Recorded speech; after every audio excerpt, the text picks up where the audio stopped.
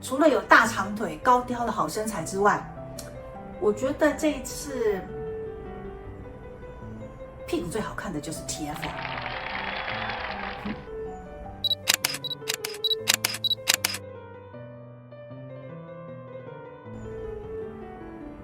嗨，我是维若妮。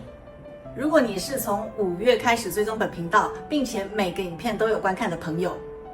肯定知道我是一个非常喜欢看网球比赛的网球赛控。坦白说，今天的生活特辑从好几天前就开始思考，一直找不到灵感，到底要讲什么主题。直到昨天，我把 Lever Cup 的球赛看完，才想，那不如就来讲 Lever Cup 吧。Lever Cup 2017年由网球退役名将 Roger Federer 以及其公司策划发起，加上澳洲网球协会以及巴西裔瑞士籍的富翁商人 George Paulo 一起协办，诞生了这个1年1度仅次于 ATP 网球球赛，但受欢迎程度绝不亚于 ATP 球赛的 The Lever Cup。有别于其他正统的 ATP 球赛， Lever Cup 有几个特别的属性以及受欢迎的卖点是在别的球赛看不到的。第一，就是集合全球最强的球员，不是种子球员就是全球前20名排名的顶尖球员，把平常应该是敌对的对手放在同一队，以团体的形式争取分数。除了把敌人变成朋友，你还有极高的可能跟你这个新的朋友一起打双打。这个强度极高、节奏之快的 Lever Cup 为期3天，连计分方式都跟其他的球赛不一样。第一天每赢一场球赛得到1分，第二天2分，第三天3分，以3战2胜的方式，最后一局甚至直接进入抢时，完全不拖泥带水。全程赛事由2个团队进行比赛，来争取最后的胜利。一边是由来自欧洲国家名列前10的种子选手组成的欧洲队，另外一队是由顶尖的美国选手打底，再加上2-3枚来自其他国家组成的世界队。光是听2队组成的成员以及其特别的竞赛计分方式，就已经让人感到十分的兴奋跟期待。这些顶尖的球员组成团队一起比赛，其产生的默契、火花、内容、精彩程度，绝对是其他球赛里面都看不到的。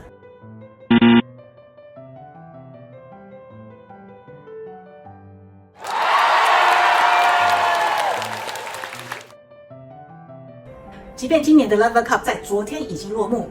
但个人想趁着看了3天的球赛，还余留下来的那个余温还没散去之前，赶快用不同比较娱乐休闲的角度跟大家分享一下今年的观后感。今年的 Lever Cup 在德国首都柏林 Uber Arena 举行，前身是 Mercedes-Benz Arena。球赛甚至都还没有开打，你就可以从球场的硬体彩色配置感受到这将是一场非常有质感的球赛。以灰色打底，用白色线条画出格线的球场，即便是无彩度的灰与白的组合，你都能够感受到偏冷调德国人的严谨的开场。用灰色的地面打底，帮代表欧洲队的蓝色以及代表世界队的红色衬托出整个球场专业有质感的氛围。白色的短裤加上白色球鞋以及袜子，完美的跟球场格线呼应。没有温布顿那么严格，偶尔你也会看到有些球员帮自己配搭不同颜色的球鞋，跟自己衣服搭配，衬托出整体造型。从所有的球员脚上穿的球鞋跟袜子颜色，还是不难看出现在到底是什么样的颜色的球鞋当道。虽然球员不能够穿自己的赞助厂商设计的球衣款式，但你可以看到每个球员身上穿的球衣都绣有赞助厂商的 logo。这一次世界队加欧洲队加起来全部12个球员都是世界顶尖的球员，每一个都是180公分以上。里面有8个球员甚至超过身高190公分以上，其中我觉得身材最好的第1名是 Zverev， 再来就是 Taylor Fritz， 第3名我给 Tsitsipas。但有一个很有趣的点是，我观察到 Alcaraz 跟 Casper Ruud 他们看起来并不是很高当然啦，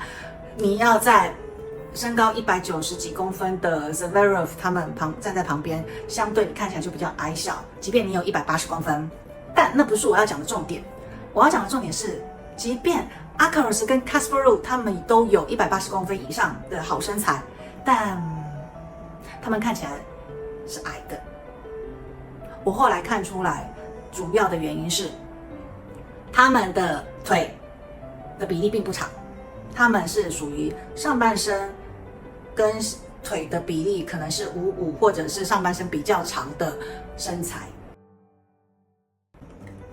因此让他们两个即便拥有180公分以上的好身材，但并不是一眼就看得出来你是一个身高高的人。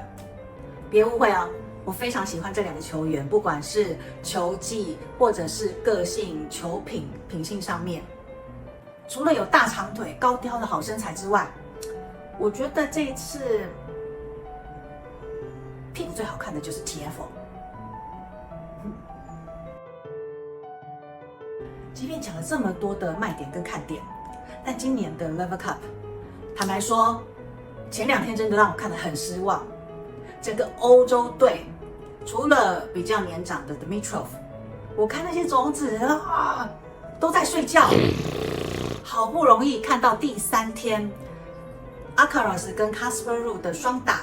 才慢慢觉得欧洲队睡醒了。Taylor Fritz 已经非常厉害，但 Alcaraz 我觉得他是魔王等级的。他分别在这次跟 Ruud 的双打以及自己最后一场的单打上面，打出了角度之刁钻之小的吊小球。